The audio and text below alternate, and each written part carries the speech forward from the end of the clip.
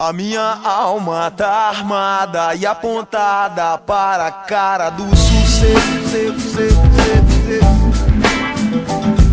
Os pais sem voz, paz sem voz. Não é paz, é medo. Às vezes eu falo com a vida, às vezes é ela quem diz qual a paz que eu não quero conservar pra tentar ser feliz. Às vezes eu falo com a vida, às vezes é ela quem diz qual a paz que eu não quero conservar pra tentar ser feliz.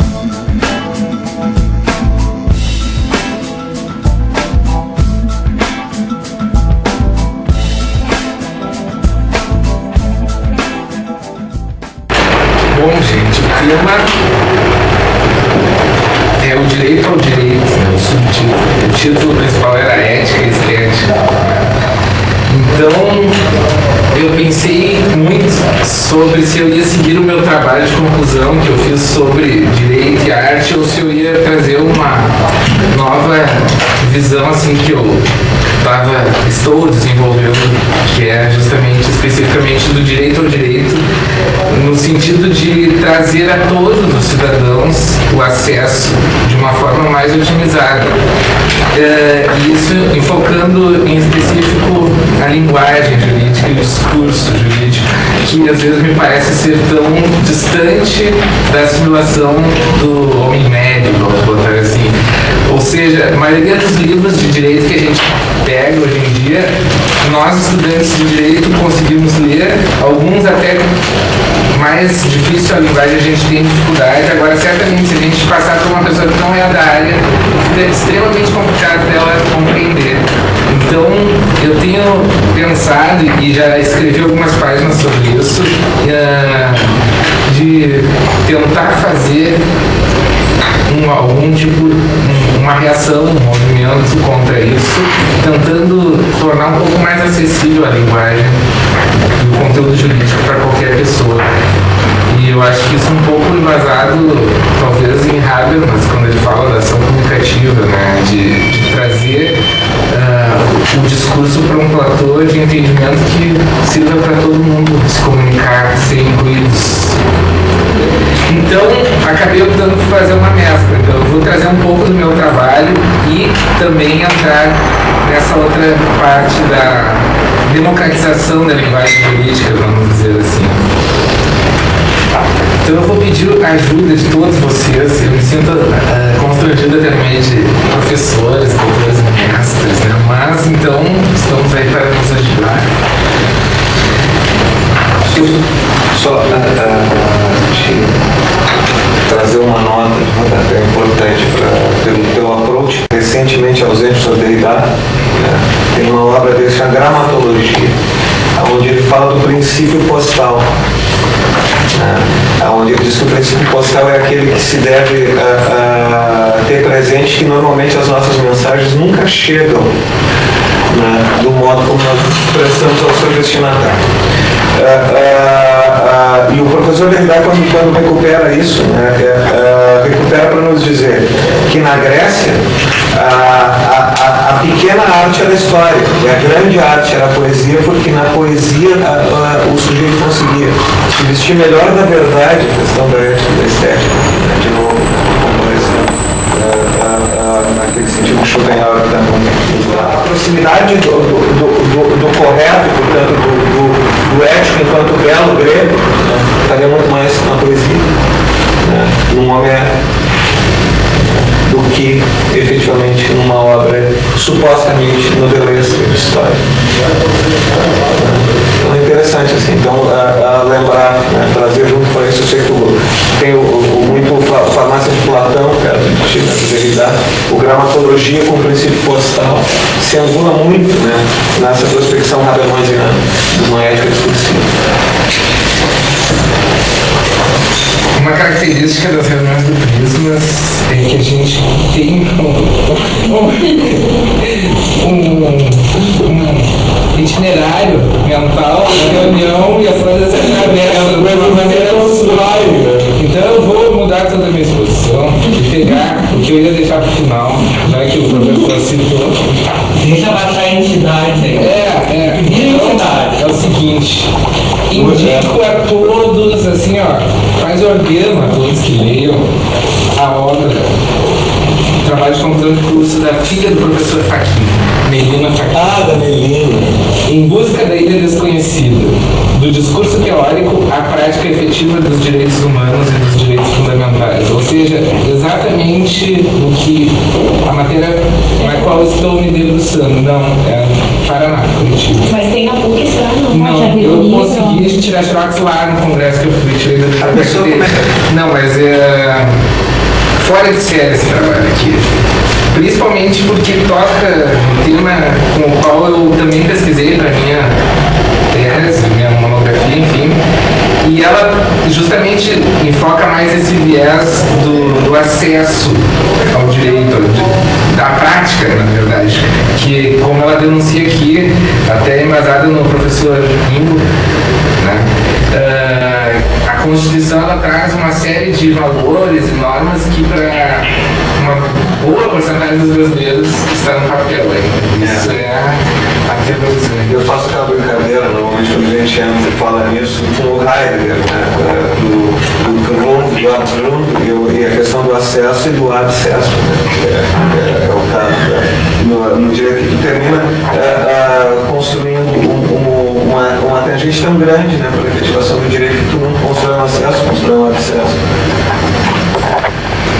E sabe por que eu mudei? Porque eu lembrei desse parágrafo aqui. Eu vou ler para vocês, 4 linhas. Essa ordem de ideias, ela está falando de literatura e direito, já se fazia presente no pensamento filosófico clássico, pois, segundo Aristóteles, a arte literária é mais filosófica que a própria história. Esta se limita a narrar o ocorrido, enquanto aquela descreve o que poderia ocorrer. E aí eu vejo traços de caos, de quântica. Enquanto a disciplina histórica centra-se em ações passadas concretas, a literatura se centra nas ações possíveis. Ótimo. Em outro trecho do trabalho dela, que eu não tinha lido quando eu fiz o meu, mas eu vejo vários pontos assim, de extrema conexão. Ela afirma: tanto o direito quanto a literatura são produtos da subjetividade humana. Portanto, ambos possuem uma vocação emocional irrefreável. O direito é, do mesmo modo que a narrativa literária, um dos possíveis discursos sobre o real. Então, de novo, essa ideia de, não de determinismo, mas de possibilidades, né? Eu acho que essa relação ou correlação entre direito, arte, e aí a arte eu estendo, eu não diria que é só literatura, eu acho que a arte plástica, né, teatro, música, isso tudo funciona também como a literatura, tá? Porque todos os tipos de arte, no meu modo de ver, são tipos de linguagem. É uma comunicação mais ou menos abstrata, né? Por exemplo, a literatura, ela seria menos abstrata que a música, no meu modo de ver, porque a música é uma coisa mais sutil da percepção. O que não impede de as duas proporcionarem a mesma função de emancipação para quem estiver ouvindo. Pode ouvir aquilo e captar sensações novas para si que não tinha antes. Então, nesse sentido, a arte como um todo, eu acho que funciona como catalisador, né? Ajuda na fusão de horizontes, digamos assim. A minha ideia. Diga. Não só nessa questão aí, a gente pode fazer um link também com a questão dos signos, né? Então a arte, de repente, a gente tem significantes diferentes, eu acho que é isso que a gente estava falando. A partir de significados. A partir de significados. Lembrando que eu tenho também a construção de Wittgenstein 1, né? A partir da estruturação, por exemplo, dos modos jônico, dórico, né? Eu consigo estruturar isso de uma espinha dorsal que vai me trazer uma métrica de ética estética, né? Angulada em algo que se faz também numa perspectiva relacional e fechada. Por exemplo, né, quem já trabalhou com o extrato da segunda edição do Propriedade de Domínio, que eu trabalho com a questão da semiologia, né, lembra disso. Quando eu digo assim, tu descobre se o tom é maior ou menor, não pela tonalidade dele, mas sim pela relação que tu tem entre tônica e terça, né? Na condição intervalar dela, tu vai ver se vai dar maior ou menor. Mas observa que já há um contexto prévio, significante e significado. Enquanto quando tu atravessa uma condição cromática, tu entra no Wittgenstein 2. Porque daí, para além do contexto tonal, em qual contexto tonal tu bota? Aquele contexto tonal. A questão da relação musical. Né? Lembrando que quando a gente trabalha em Kant, a questão do discurso onda, né, que se debruça sobre o elemento, né, para captar momento, a gente atravessa para a condição de partícula, né? Virou partícula. Intral e intral, é um recorde específico da onda, né? da Leila, né? Essa onda partícula. Bom, isso é transparadigmático, né? Na visão novo paradigmática que se trabalha, a questão de dimensão de complexidade do sistema, a gente está trabalhando com, de novo agora, cordas, que é, portanto, toda a extensão da onda. E aí tu retoma a questão da comunicação matemática e epistemológica de toda a semiologia do direito, da linguística, da música e de qualquer arte. Eu só tenho uma dúvida, mano. Eu posso ter um momento dessa onda, que seja um fractal, tu fala, Claro que pode. que represente o todo. A minha ideia de fractal é um pedaço que representa o todo. Claro. Tu sempre vai dar esse recorte numa esfera macro, micro, escalar, que é dado pelo observador, sempre, né? Então aqui tu não tem papel neutro, né, de quem for observador. Nesse sentido, lembrando, se eu faço um recorte abstrato do sistema, de uma nova não incidindo, eu tenho uma fractalidade em onda, né? Tanto que se eu vou pegar o sentido daquela nova num caso concreto, né, uma coisa bugada, por exemplo, eu tenho uma fractalidade em partícula. Ou seja, quando eu pego a decisão, eu sei em que lugar da quadra de basquete está a bola. Quando eu estou na onda, eu sei que a bola tem que estar na quadra de basquete. Mas a bola está ficando fora da quadra de basquete. Por que não teve recurso? Tem a questão do erro, Pascal, teoria da aposta também, tudo que se usa. Porque há o desvio. Né? Às vezes o desvio é intencional, às vezes não é. Né? Quando que é desvio, quando que não é, quando que é o caso concreto em desvio, tu vê isso no Que fragmento. é a noção de complexidade também. Exatamente. Tá, captei. Pela terceira vez, mas não eu acho que eles querem ficar. Tem a ver com aquele incremento que ele Então, falava assim, lá. É tudo ligado. Falava era incremento. Eu acho que não tem por que ficar muito mais tempo nessa questão, porque é uma coisa já recorrente nas nossas reuniões da complexidade, eu digo o porquê de tratar direito e arte juntos, né? Eu acho que é justamente por isso que eu li que a Melina colocou a questão de os dois serem produtos sociais, né? Antigamente, Passar a grana. quando o justnaturalismo estava em voga, talvez deveria se questionar mais. Agora, eu acho que atualmente, quando a gente sabe que nós criamos o direito e nós também fazemos a arte, eu acho que é intrínseco nesse movimento saber que todas as outras produções culturais se interagem, né, entre si. Então, por isso, a minha opção por tratar a arte e direito, até por eu ser músico há muito tempo e necessitar ver as coisas se ligando, né. Aí o que eu fiz? Quando eu fiz o meu trabalho de conclusão de curso, eu fiz uma pesquisa das posições de interpretação ou hermenêuticas do direito e da arte, e eu descobri uma relação entre elas. Por exemplo, na época da Revolução Francesa, onde a burguesia tomava o poder e queria fazer uma unidade jurídica em toda a França, existia o dogma da vontade do legislador. A nota de rodapé aqui, obviamente, do Roberto para pegar da merda, né? O famoso Hans Georg, verdade mesmo, volume 1. Então, o que acontece? A escola da exegese fazia questão de que se seguisse ao máximo o que estava escrito na lei E se tiver qualquer dúvida, a prioridade era o que o legislador queria dizer. Então, em síntese, a função dessa interpretação seria manter a mesma palavra em toda a França. A partícula tinha que ser onda. A É. função do observador é não observar, não criar a falência da função de onda, que é nada por ele. Sempre.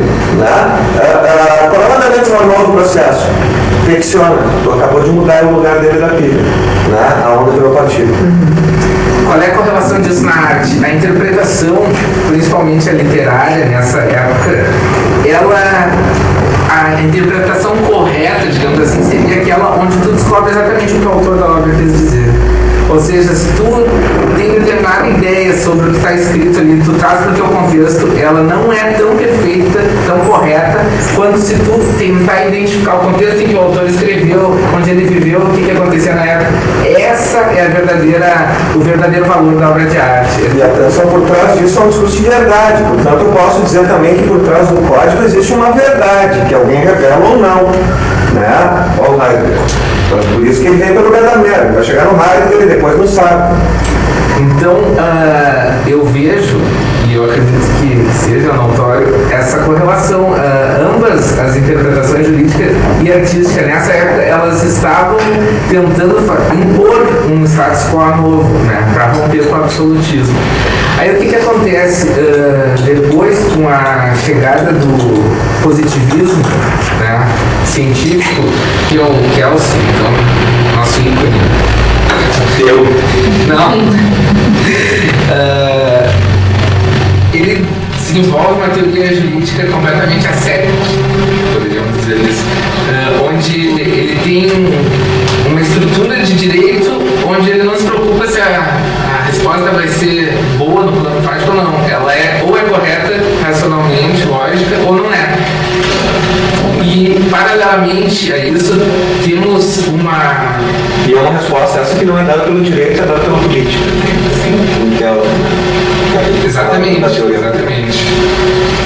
Temos, paralelamente a isso, na arte, uma corrente de pensamento encabeçada por Barthes, onde ele fala na morte do autor.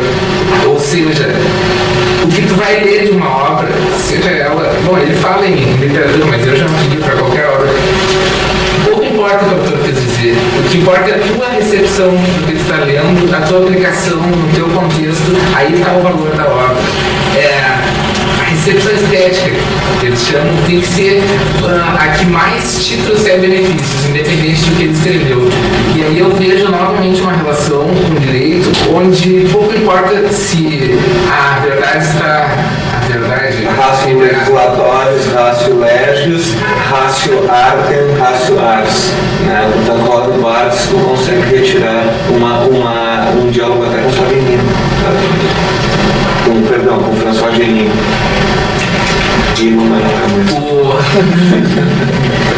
Evoluindo, então, cronologicamente ao menos, a gente chega a uma fase em que se dá um meio termo, eu diria. Nem tanto ao céu, nem tanto à terra. E eu acho que isso, tanto na arte quanto no direito, e vou dizer por quê. No direito, surge o pensamento sistemático, com Canaris, e na arte surge a teoria da estética da recepção, com o Robert Jauss, e depois, ao mesmo tempo, meio que aprimorando, o Wolfgang Iser, que é um outro teórico da interpretação literária. O que eles vão dizer, esses dois intérpretes literários? Que a recepção estética mais valorativa, mais valorizada, é aquela onde tu consegue ter noção do contexto do autor, não despreza esse contexto, mas tu atualiza determinadas lacunas da obra para o teu horizonte. Então, eles falam até explicitamente, porque eles citam Gadamer como base, nessa fusão de horizontes. O horizonte não mais o horizonte do autor, o horizonte da obra, o horizonte do leitor. Seja só um quadro, ou uma música, enfim.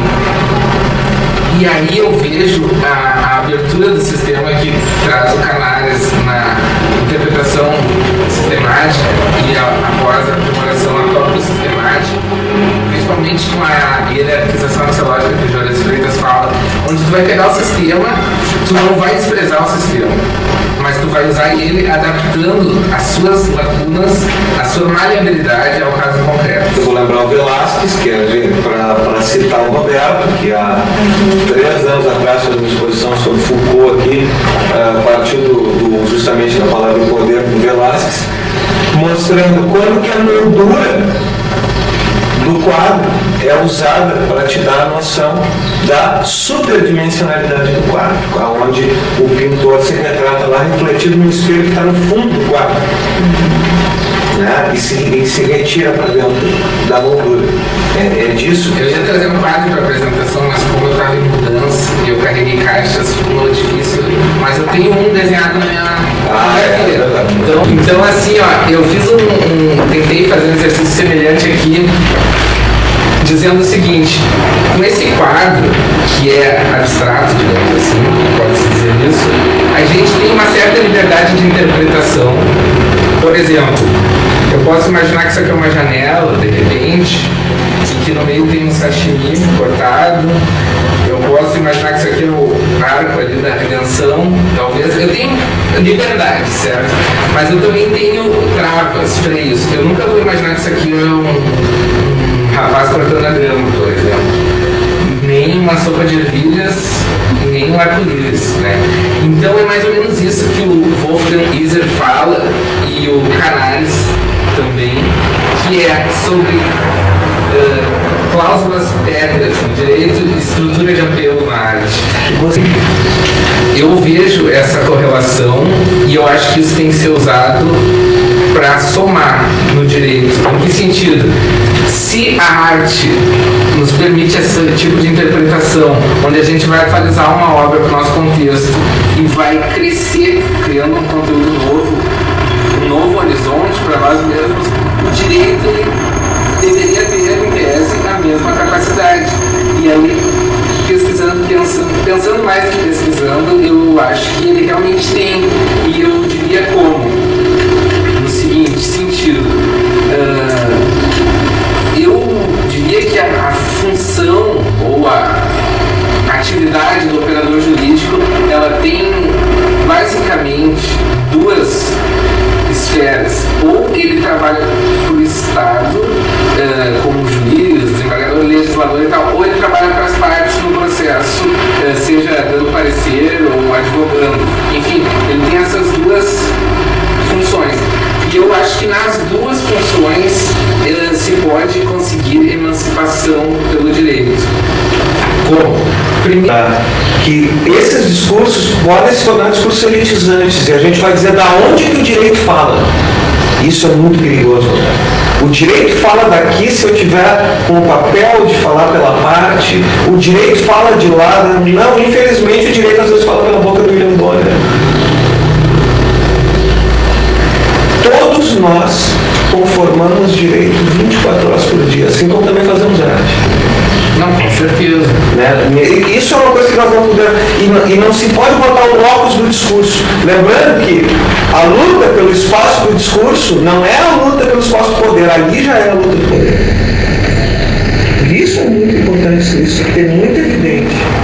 Essa questão da emancipação, eu não consigo desvincular a escolha que eu fiz das consequências que eu vou sofrer. Eu não consigo ver tanta emancipação nisso.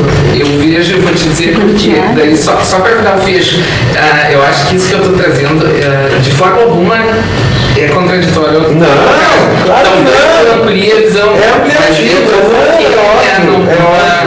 o que tu está olhando no espaço. Eu quero dizer o seguinte, está correto isso. Temos que ampliar o olhar.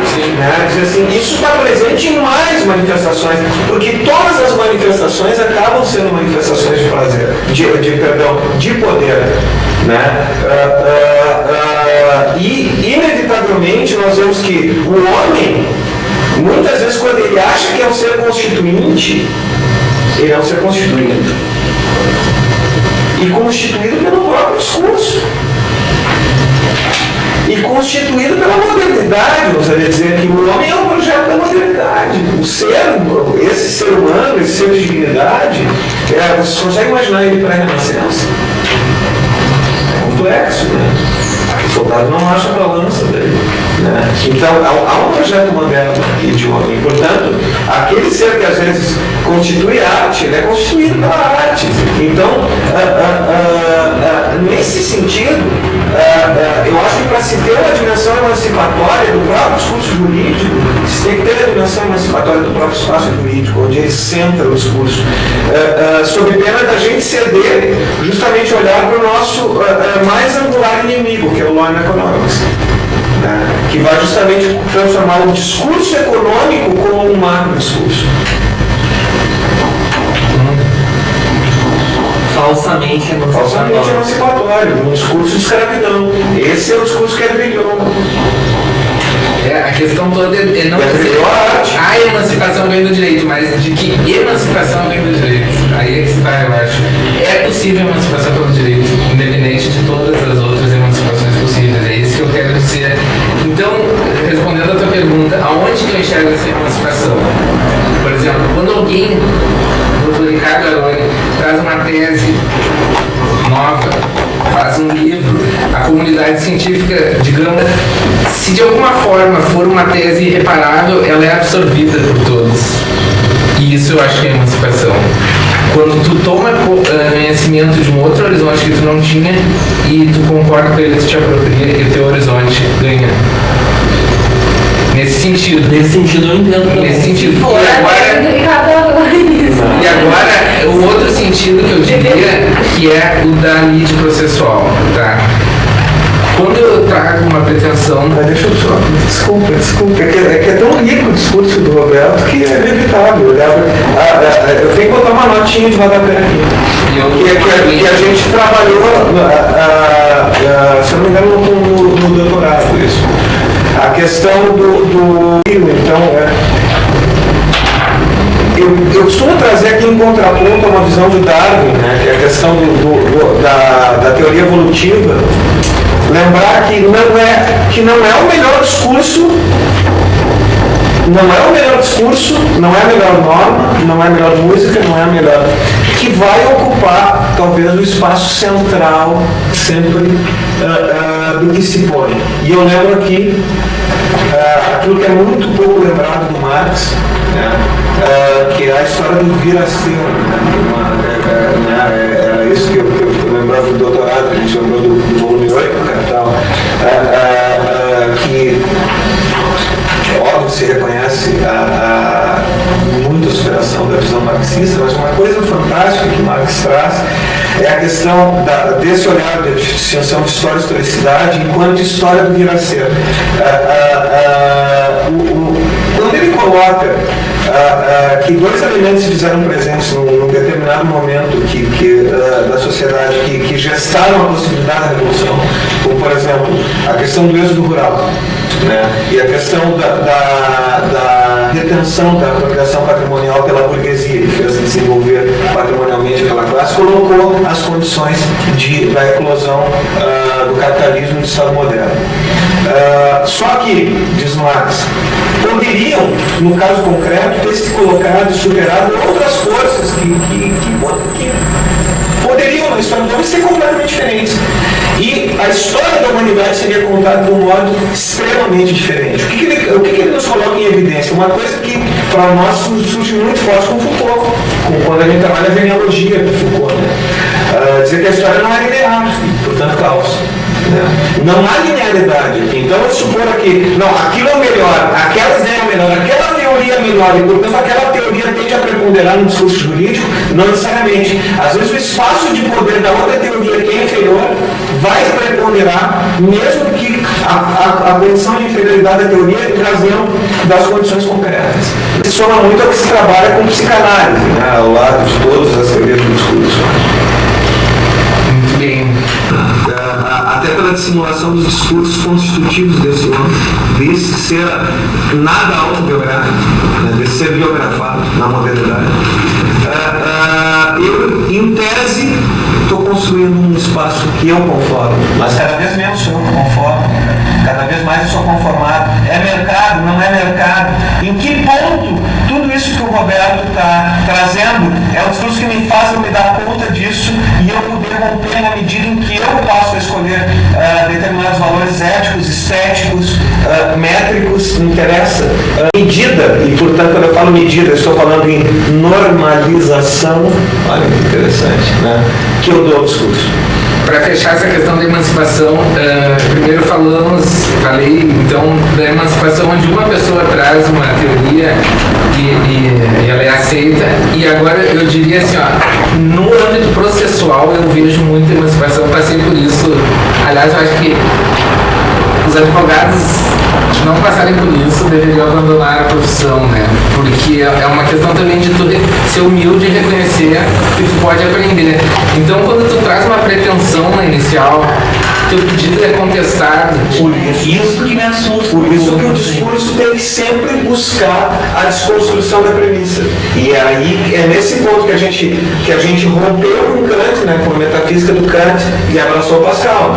É nessa medida em que o nosso olhar deixa de ser dialético, né, da busca dessas duas verdades, qual é a verdade, e passa a ser dialógico, onde de duas verdades tu constrói uma terceira verdade. Exatamente.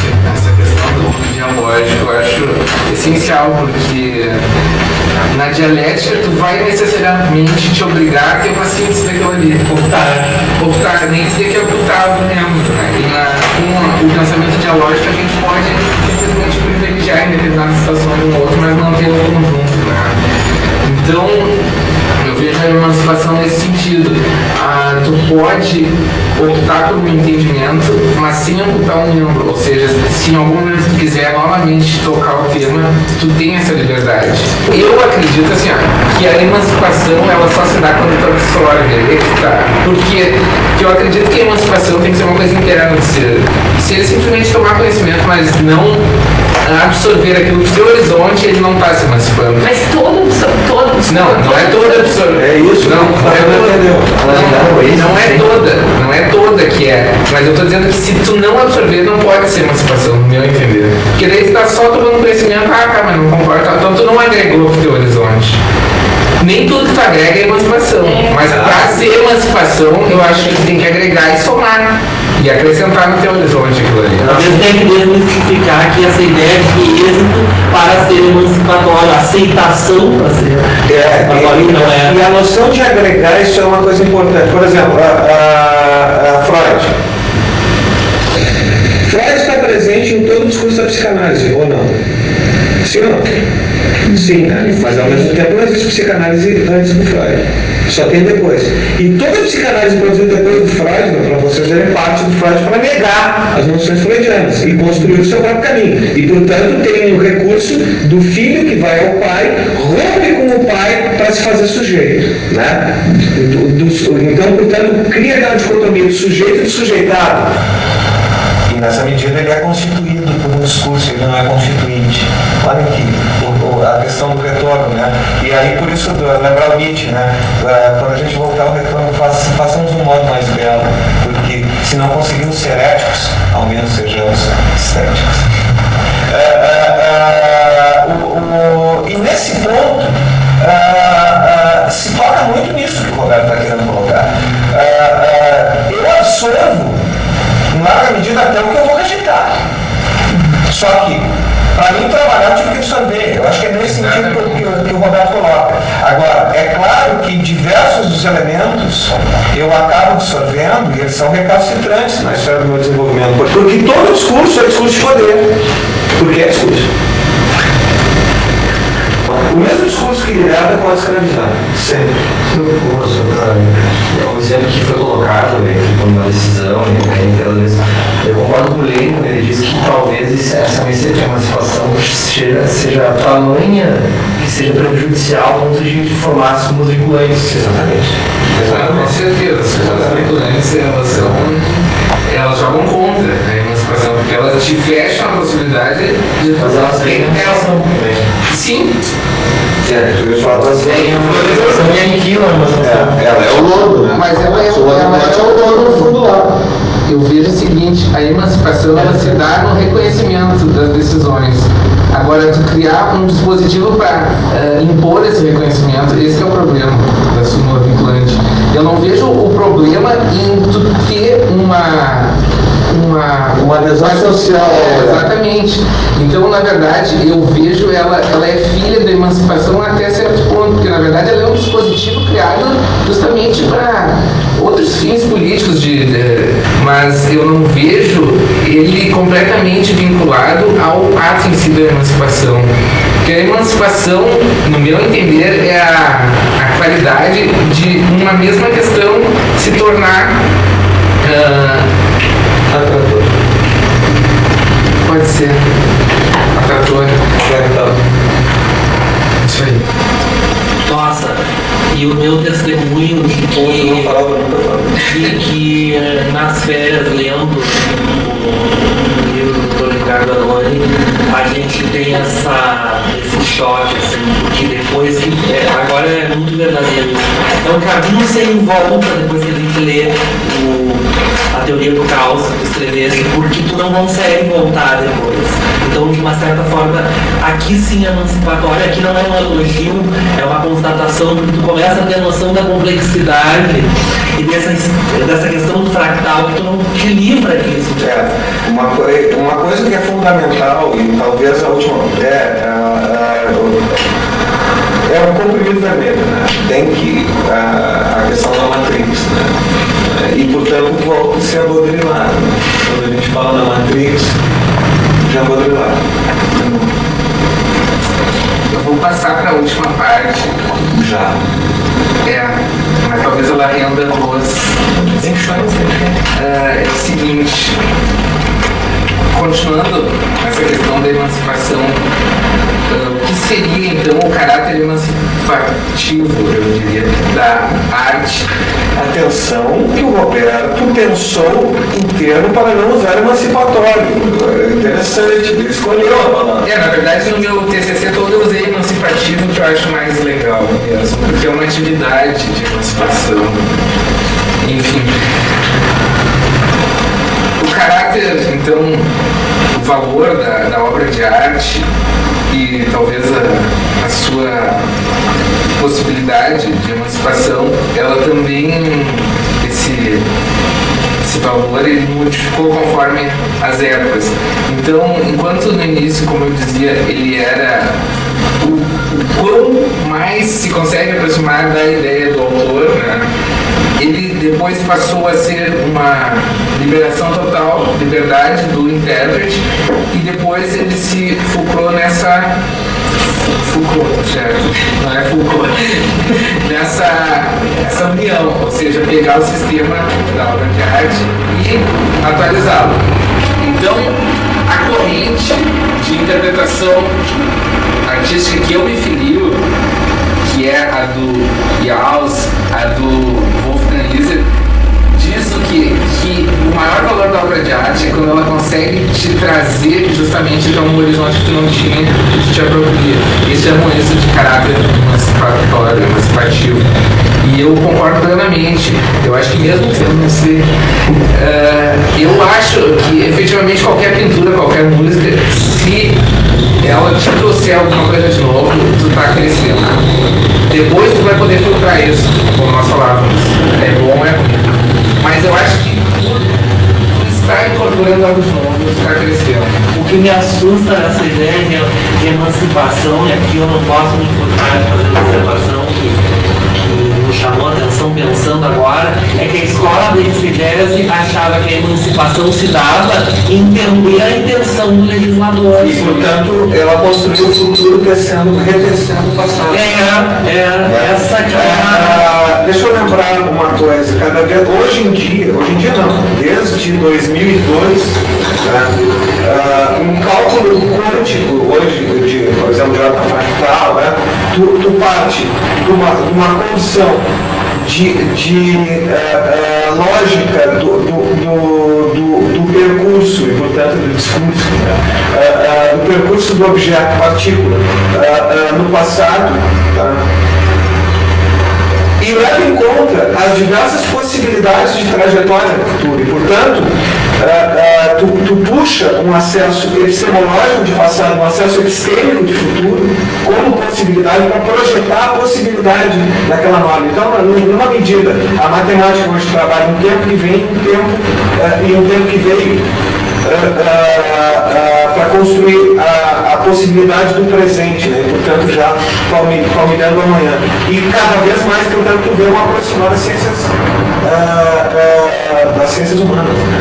A decisão do juiz, ela é inevitavelmente, na mesma medida em que ela busca o passado, acompanha a referência, ou seja, da jurisprudência da norma do algo que veio, ela é prospectiva, porque ela sempre projeta o efeito daquela decisão conformada daquele modo. Né?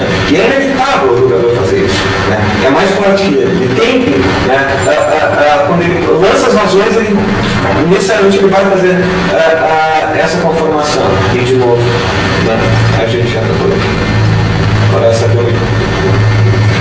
Vou até te provocar, então. Tu também. Agora nós estamos de bem. Então eu tenho aqui três notícias que eu gostaria de trazer, até para fazer o fecho com a questão ética, afinal, e estética, afinal, o que é ético, o que é estético. Então tem a notícia aqui que o concertista, maestro Stockhausen, que é um músico famoso, ele teve cancelados vários concertos que ele teria por causa de uma declaração que ele deu a uma revista alemã, Spiegel, onde ele disse que o ataque ao World Trade Center foi a maior obra de arte que já existiu. E aí o repórter perguntou, mas como? Aquilo não é um crime? Arte e crime são a mesma coisa? E aí ele se justificou. Aquilo foi um salto para fora da realidade, do óbvio, da vida comum, tal como ocorre na arte.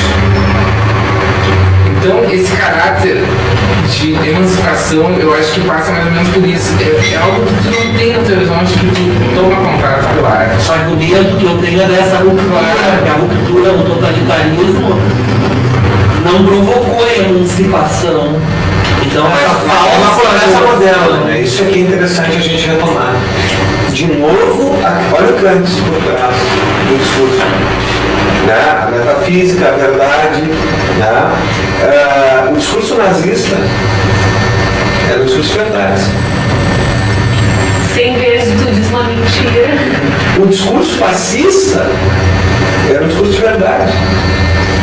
Eu acho que está tendo talvez um ruído na nossa comunicação, porque eu vejo que vocês estão pensando em emancipação necessariamente como algo que traga o bem, sendo que eu nem sei o que é o bem, na verdade. Eu trato a emancipação como algo novo, de ruptura com a realidade. O ser bom ou ruim é uma coisa que cada um vai fazer o seu juízo depois, aí é que está. Então por isso que eu digo que traz emancipação. Exatamente a queda do World Trade Center traz emancipação, porque tu toma conhecimento de uma outra realidade, depois tu vai fazer o teu juízo se aquilo foi bom ou ruim. Mas o que é ético não tem que ser de acordo com o bem? Ué, ético sim, mas eu acho que a emancipação ela está numa fase anterior ao juízo ético, entendeu? A emancipação estaria na integração de uma outra realidade. Para a condição intersubjetiva disso, na condição subjetiva. Sim. Nesse aspecto. Tem mais uma aqui, ó. Teve uma exposição em São Paulo há pouco tempo de uns cadáveres. Não sei se todos tomaram conhecimento, alguns, né? Pois é, teve uma técnica então que foi inventada por um alemão, Günther van Hagen. Se chama plastinação. Ele inaugurou em 16 de novembro passado em Zwiebeln, eu sei, uma cidade provavelmente, um centro de preparo de cadáveres humanos e de animais, o Plastinarium. 3.500.000 euros para criar 200 postos de trabalho. Ele compra corpos por 30.000 euros para plastinar e vende como obra de arte para te botar no canto da sala. E aí entra a questão da estética e ética. Afinal, tem limites que a arte vai se apropriando, né, com a atualidade atualização das ideias dos compositores que realmente a gente se questiona até que ponto são éticos. Porque violação de túmulo é crime, tudo bem. Vender partes do corpo e vida é crime, tu não pode. Exemplo, aí sim, é bem, já vem se reiterando aí, que é a questão das patentes genéticas. Então, assim, ó, vou ler aqui um parágrafo curto. Um gene específico nas células do corpo, todas as pessoas têm papel fundamental no desenvolvimento inicial da medula espinhal. Ele pertence à Universidade de Harvard. Outro gene é responsável por fazer a proteína que o vírus da hepatite A usa para se ligar às células. O Departamento de Saúde e Serviços Humanos dos Estados Unidos detém sua patente. A empresa californiana Insight patenteou o gene de um receptor para a histamina. Enfim, genes patenteados já é uma coisa antiga. Tá? Agora a novidade, que também não é tão novidade, porque é de 1972, a General Electric, que acho que a gente encontra isso no Corporation também, pediu a patente por uma linhagem única de bactérias, ou seja, um ser vivo, que poderia fazer diminuir manchas de óleo no mar, porque eles colocaram anéis de DNA de outros seres vivos ali que fazem com que eles consumam, digamos assim. E foi concedida a patente porque qualquer coisa sob a luz do sol feita pelo homem poderia ser patenteada. Agora eu vou repetir o que disse o Chomsky. Se tivesse perninha, não tinha. Foi falta de impacto na racionalidade da Suprema Corte. Pois é, mas isso é um problema porque até que ponto vai ser ético a patenteabilidade de seres vivos? Porque daqui a pouco se tiver só uma perna, só uma de repente dá também, né? Eu tinha um professor no colégio que ele fazia cogumelos com genes de vagalume e os cogumelos brilhavam. Então, de repente, daqui a pouco está sendo vendido cogumelo brilhante, porque é bonito, estético, né? E se forem peixes brilhantes e hamsters, né? Então, nós temos que... Aí, tá, tudo isso é emancipativo, a meu ver, porque ele está te trazendo uma realidade. Agora, você tem que julgar o que é ético disso. É o que eu penso. O fato de tu tomar conhecimento de algo que tu nem imaginava, tu tá te emancipando, porque tu tá agregando possibilidades fáticas ao teu ser, digamos assim. Aí tu vai julgá-las e ver se elas são benéficas ou maléficas. Ou tu te conforma ou não te conforma. Exatamente. A gente precisa ter essa capacidade. Uma ideia de conformação. Mas precisa ter essa capacidade desse segundo momento de fazer, porque senão a gente, uma massa que só, como a gente vê bastante no Brasil, uma massa que só absorve, ela é justamente contrária. Aí entra a questão da Clarice, o discurso do Uma coisa importante é não ter o presente de que o rótulo do bom e ruim está presente já na coisa. Né? E é isso que parece que é o que o pessoal fica esperando. Então aqui temos um fenômeno de ruptura. Bom, então ele já é, por ser um fenômeno essencialmente bom ou ruim. Não, ele não é essencialmente nada. Ele é um fenômeno de ruptura. Né? Se bom ou ruim, Está fora da onda. Eu diria até mais, assim, a emancipação nesse sentido de que é uma coisa boa que se acrescenta. Eu não sei se seria o mais correto, porque eu acho que a emancipação está em tu ter a condição de ponderar as coisas, ou seja, tu está te emancipando no sentido de julgador da tua realidade. Então, quanto mais conteúdo, fatos bons ou ruins que tu tiver para te fazer esse panorama e medir, eu acho que tu te emancipa por ter mais balizas para comparar, nesse sentido. relembrando que tu nunca consegue. E aqui estou citando Wittgenstein, né? É impossível sair da linguagem para falar da linguagem e, portanto, construir de per se uma meta-linguagem fora da linguagem. Né? Então, automaticamente é um projeto que já nasce impossível por si só. Sim. Talvez em palavras mais adequadas tu tenha dito que eu penso assim, Não tem, ele como se não tem como se julgar. Né? essa separação plena do sujeito e objeto. Assim. Não existe isso. Porque, de novo, vamos pegar o Heidegger aqui. Por que eu pego o Heidegger? Eu poderia pegar diversos autores, Husserl, enfim, para trabalhar isso. Mas vamos pegar o que tem mais afinidade epistemológica com a linha que foi trabalhada pelo Roberto.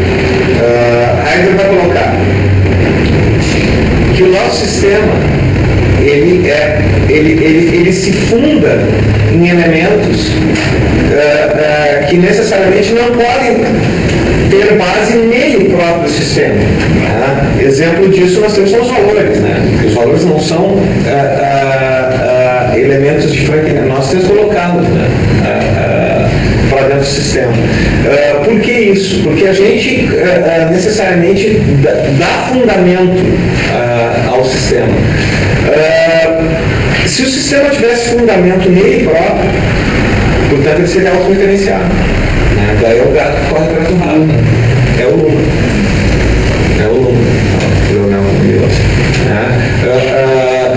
Ali está o Furic. Daí quando chega no último elemento do sistema, portanto, tu chegou no último fundamento, no último grão do sistema, tu chegou no A grão. Tu chegou no não fundamento. Não há como fundamentar. Então, por isso, já é um projeto impossível. O projeto do sistema é impossível. Tá? E é isso aí. Já com Heidegger. O problema só é tu sabendo que é impossível, então não vou me esforçar. Não. Eu digo que a questão de um sistema acabado, né? Que encontra a métrica de fundamento nele mesmo. Né? Sim. Portanto, o próprio elemento ele se revelaria bom ou mal por si só. Daí, como eu digo, pega o Heidegger, é impossível.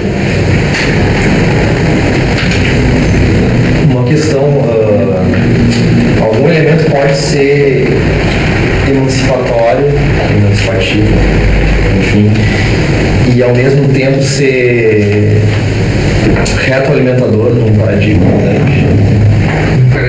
dominante, de um pensamento dominante, pode ser emancipatório e retroalimentador disso ao mesmo tempo. Pois é, porque se tu não está trazendo nada de novo, posto que o paradigma já é dominante, eu não consigo enxergar. Mas ele não pode emancipar e retroalimentar, não tem sem exemplo. Eu vejo como claramente. Exemplo, teoria da relatividade geral e teoria da relatividade especial. Na mesma medida que são emancipadores do paradigma newtoniano, eles são aprisionadores do paradigma indeterminista porque são teorias que visam o quê? Recuperar uma visão determinista de mundo. Sim, mas não do mesmo. Né? Mas não do mesmo. Né? Então, nessa medida, e portanto, de novo, para a gente citar de novo, o Einstein outra vez, numa condição de relatividade, se pode dar essa avaliação. Nunca fundada nela mesma. Né? Sempre isso tem que se dar no sistema, e, portanto, precisa sempre da interrelação, a ética comunicativa. Então, olha, vai ser formal. Se tu aplicar fundamentalmente um pragmatismo ou uma mera ética instrumental, não, comunicação instrumental, ou uma ética comunicativa, ali sim, emancipatória. E ela é emancipatória a partir do quê? Do discurso, né? Isso que o Galileu mostrava, tu vai ali para buscar evidenciar, né? Na situação concreta, no fractal. Eu estava pensando também na questão processual, porque às vezes tu mesmo tendo um paradigma dominante, quando tu desenvolve meios para fazer com que ele chegue ao maior número de pessoas possíveis que ainda não tem acesso, talvez tu esteja emancipando sem que tu esteja trazendo algo contrário à realidade. Mas daí eu acho que seria uma coisa mais de prática mesmo, né? Não de novos paradigmas. Parece que a ideia de emancipação muito ligada a algo que seja novo, né? E aí a ideia de ruptura. É que às vezes pode andar em círculo, pode andar em espiral, pode voltar. Exatamente. E aí o medo que eu tenho ligado, daí, claro, a minha área de atuação, óbvio, é o requentado Código Civil, né? É um velho, assim, travestido de novo, né? Então ele pode ser emancipativo. Pode. Em Uganda ele seria. Estamos concordando. Ele pode ser emancipativo? Pode. Em Uganda ele seria. Né? Até aqui pra gente saber o que não se deve fazer. Sim, a questão do erro, né? A questão Pascal de novo, né? A necessidade, não só Pascal, Nietzsche, Shakespeare, né? Hamlet, né? A questão da dúvida refletida, dúvida irrefletida, não há como, né? Na mera análise do objeto enquanto instante instância, fazer o sujeito, sujeitá-lo. Eu vou fazer a minha desculpa aqui, que eu não consigo, é uma dificuldade minha, talvez eu não consigo ver o emancipatório negativo. Assim. Aí é um problema que eu não consigo, assim, Tá ligado, antes de tu dizer se é negativo ou não, é só um acréscimo de conhecimento. Por exemplo, o código que falasse, se tu ler o código e não te disser nada de novo, ele não está te emancipando. É isso que eu penso. Se tu tomar conhecimento lendo o código de um outro horizonte que tu não tinha antes, aí ele está te emancipando. E depois tu vai pensar se esse horizonte que tu está tomando conhecimento, ele é bom para ti ou ruim. E daí tu vai fazer a escolha. Aposta, daí vai dizer, olhar. É possível uma epistemologia emancipatória ao Código Civil? Eu quero que sim. Isso faz o Código Civil um instrumento de emancipação? Não. Não de per si. Sim.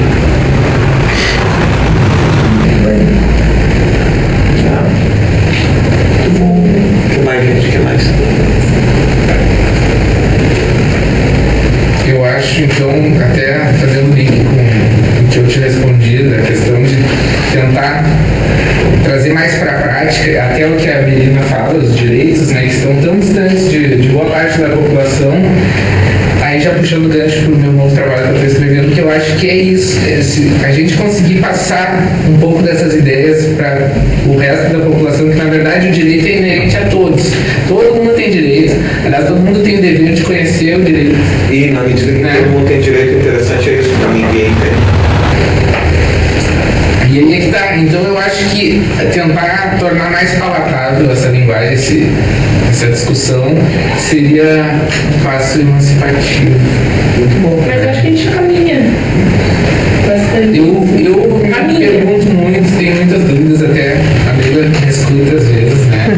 E eu acho que nós estamos bem longe, assim, na minha humilde opinião. Eu acho que o livro Teoria do Caos do Doutor é brilhante, mas se eu der pra minha mãe ler, ela não entende nada, entendeu? Nesse sentido que eu penso, Aproximar a linguagem. Mas hoje em dia já vê muito. Enquanto aproxima a linguagem, tu facilita o exercício. É o trabalho que aquele movimento em Passo Fundo faz, que é o Caju, que tem aquele teatro. O Caju tem um movimento muito bonito. Fala do Caju um pouquinho, Adriana. O Caju tem muito a ver com o que o Roberto falou. Tem tudo a ver. Tem tudo a ver. O Caju é um movimento antigos estudantes, agora todos formados, e eles circulam pela cidade nos bairros. Na realidade não é um serviço de assistência judiciária, né? Mas eles tentam fazer com que o direito chegue próximo da população, que tenha uma comunicação com a população. E eles, dentro dessa sistemática, eles trabalham até o pessoal da graduação, preparam eles para que tenha essa comunicação com a sociedade. Um exemplo prático, eles se dirigem a um bairro, um dos bairros que eles se dirigiram, que nós temos lá um bairro muito grande, que tem, enfim, uns 1.000 habitantes, mas é um bairro ZAC, é depois da universidade lá. Eles marcam uma reunião, enfim, com o presidente do bairro, o diretor, e tentam saber quais as dúvidas deles, do conhecimento que eles gostariam de ter dentro da área do direito. Um exemplo foi sobre as cooperativas, que eles queriam saber como montar as cooperativas, como funcionavam. Então eles vão para casa, estudam sobre esse tema e levam o conhecimento para a sociedade. Enfim, eles vão sanando as dúvidas que vêm da sociedade, não que eles acham que a sociedade tem. E eles trabalham mais com essa aula da população economicamente carente, levando conhecimento e trabalhando com a comunicação. Até o teatro que eles fizeram deve ter um CD, eu acho, ou está no outro CD, eu vou te trazer. Esse teatro, eles simulam um advogado conversando com o cliente com um vocabulário muito técnico, né? Então eles também fazem o elo com o acesso à justiça. E mostram que essa linguagem ela não é possível, ela não traz o acesso à justiça se nós continuarmos com essa linguagem. Eu acho que a questão é o que o doutor colocou muito bem agora, facilita inclusive o nosso trabalho, se todo mundo entender o direito. Só que diminui o nosso poder. Ah, bom, mas... Lá no IPA também a gente, né, Rodrigo. Governo Acontece muito isso do hermetismo. Aliás, o trabalho que a Simone coordena, que eu faço parte também, o NAP, é feito bem isso aí. A gente vai atender as comunidades também conforme solicitam e prepara, enfim, estuda sobre aquilo. Ano passado a minha equipe fez um acompanhamento sobre um grupo de Dort, que trabalhava, né, aqui trabalha com gente, né, e tem uma série de projetos já em relação a isso. Total, né? É emancipatório sim, porque muita coisa hoje, ainda de manhã eu estava falando com a Simone sobre isso, do sentimento que ficou sobre algumas questões que são obrigação, acontecem, obrigação. Se vocês falarem da UBF do IPA, eu não posso deixar de dizer que a PUC tem o NAJUP, né? É que é um trabalho de assessoria jurídica popular, que é o papel que sabe que e o caso legal. Ele prepara a sociedade para ter acesso. Nós temos o SAJUR lá que se nós temos o SAJUP, né? Lá, que é isso, o NAJUP é o SAJUR nosso lá. Não, o CAJU é o NAJUP e o SAJUG é o SAJUP. Isso. Eu acho que esses movimentos hoje estão fortes, né? Isso é importante. Que por linhas tortas, às vezes, os projetos também não certo. O nosso núcleo itinerante, nós inventamos de num bairro prestar assessoria jurídica. Então ele é itinerante porque ele leva, né, aquela utopia de levar a justiça aos bairros. E nós não temos tido muitas demandas de processos em si, mas tem sido positivo porque a gente envia uma pré-compreensão para orientar essas pessoas, ao contrário do CAJU, pelo que eu entendi. O CAJU tenta fazer essa pedagogia da autonomia. Eu não consigo desligar aquele livro da Delsa, tem uma história da pedagogia. A questão do Paulo Freire é importante nessa hora que a gente fala disso como pedagogia da libertação. O senhor Paulo Freire é importante. Me lembrou assim, né? E o nosso projeto está dando certo por linhas tortas, porque não está tendo atendimento, mas a gente está entendendo quais são as dificuldades da comunidade e com isso trabalhar também um esclarecimento jurídico com eles, uma linguagem mais clara. Então, por vias tortas, o nosso projeto está dando certo por isso. Tá? Muito bom. Interessante. Eu estava pensando uma coisa agora sobre o conceito de emancipação do código. Na verdade, quando o indivíduo atinge 18 anos, ou ele pode ser emancipado com 16, e eu estava pensando o que seria essa emancipação. Eu entendo que é no sentido que eu estava trazendo aqui na reunião. O que acontece se os pais emancipam a criança com 16 anos? Eles estão dizendo que ela já tem condição de praticar os atos, não quer dizer que ela só vai praticar atos bons. E eu acho que é mais ou menos nesse sentido. Pressupõe que com 18 anos tu já tem um conhecimento para medir suas atitudes e pode se responsabilizar por elas. E eu acho que quando eu trago isso de emancipação, correlato a agregar num horizonte é isso. E ao mesmo tempo constrói absolutamente o sujeito sujeitado, que é o sujeito codificado. Interessante. Mas em que sentido isso diz? Porque para ele se emancipar e se reconhecer como igual, ele se desconhece como indivíduo, que se perde de toda a sua condição de individualidade para se abstrair no sujeito de direitos da codificação. E aí fazer o bom ou não.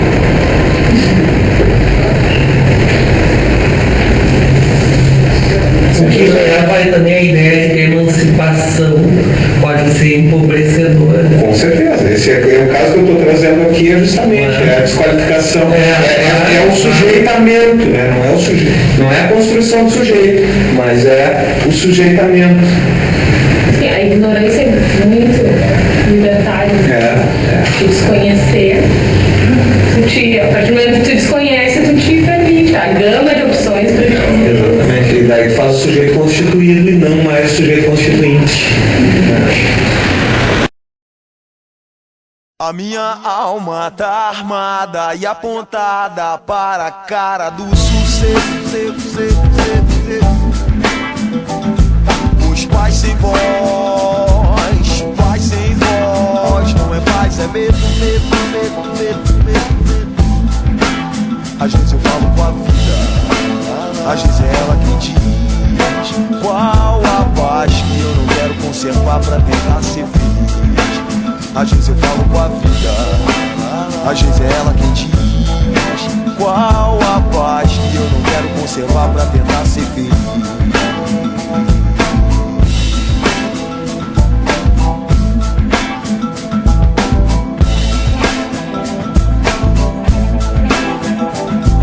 A minha alma tá armada e apontada para a cara do sucesso. Os pais sem voz, paz sem voz, não é paz, é medo, medo, medo. Às vezes eu falo com a vida, às vezes é ela quem diz qual a paz que eu não quero conservar pra tentar ser feliz. Às vezes eu falo com a vida, às vezes é ela quem diz qual a paz que eu não quero conservar pra tentar ser feliz.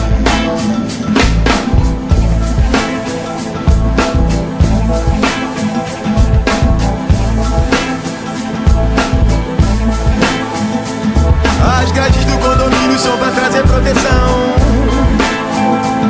mas também trazem a dúvida se é você que tá nessa prisão. Me abrace e me dê um beijo, faça um filho comigo, mas não me deixe sentar na poltrona no dia de domingo, procurando novas drogas de aluguel nesse vídeo coagido. É pela paz que eu não quero seguir admitindo.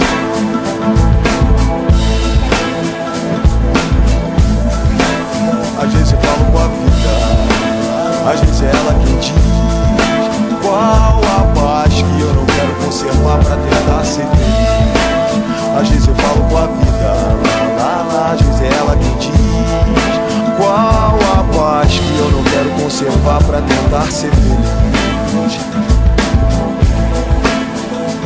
As grades do condomínio são pra trazer proteção, mas também trazem a dúvida se é você que tá nessa prisão. Me abrace e me dê um beijo, faça um filho comigo, mas não me deixe sentar na poltrona no dia de domingo, procurando novas drogas de aluguel nesse vídeo coagido. É pela paz que eu não quero seguir admitindo, procurando novas drogas de aluguel nesse vídeo coagido. É bela paz que eu não quero seguir